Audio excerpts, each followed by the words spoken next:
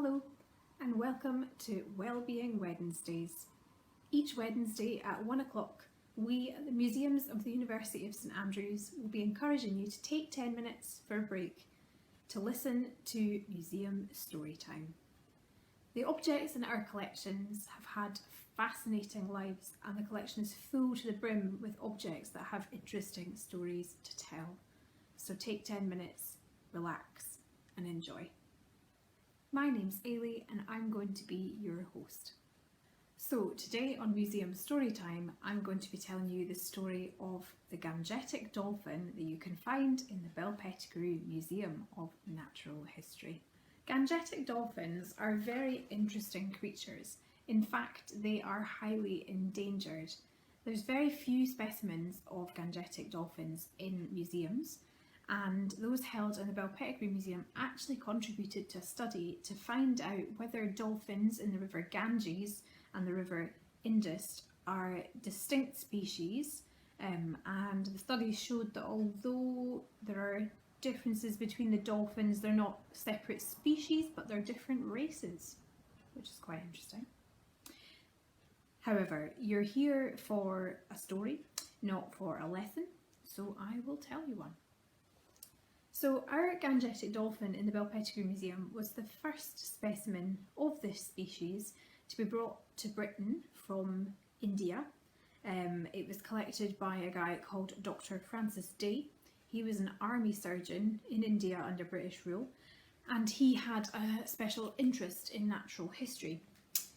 He actually became quite the expert on the flora and fauna of the Indian subcontinent. So Dr. Day had this specimen transported to Britain in a watertight wooden container lined with metal, and the dolphin inside was preserved in fluid. So the dolphin made it to London, and on its arrival it was greeted by quite the audience. The case was ceremonially opened in front of said audience. There were scientists there were members of the public, and a certain Professor William Carmichael Mackintosh, who was the director of the Pettigrew Museum at the time. Now, the crowds gathered round for the grand reveal of the specimen, and a reveal they got, but not quite the great one that they had perhaps hoped for.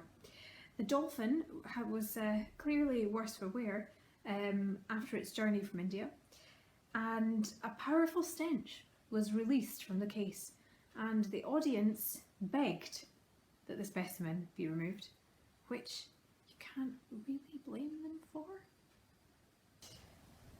Francis Day, our whale importer, approached St Andrews's very own Professor Mackintosh at this point and asked if he cared for a whale.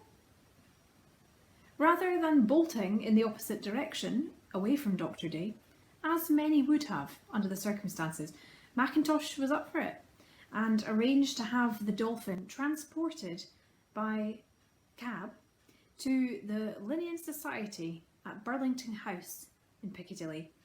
So they're a society of really intelligent people who study natural history, who are still on the go today, albeit that they probably have a different membership from at that point. So from Piccadilly it would journey to the Pettigrew Museum in St Andrews. So they closed up the case quite quickly and in a hurry, which it transpired was their undoing, and put it on top of the roof of a London cab. Now, even at this time, driving in London was a challenge, and the jolting of the cab as it drove through London meant that the preserving fluid, which looked a little too close to blood for comfort, was sloshing about on the roof, spilling down the sides and onto the ground at Piccadilly. Perhaps unsurprisingly, the cab soon caught the attention of the police. Thankfully, the Linnean Society were able to explain the situation to the police, who let the dolphin continue its journey, and it has remained in St Andrews since it arrived at that point.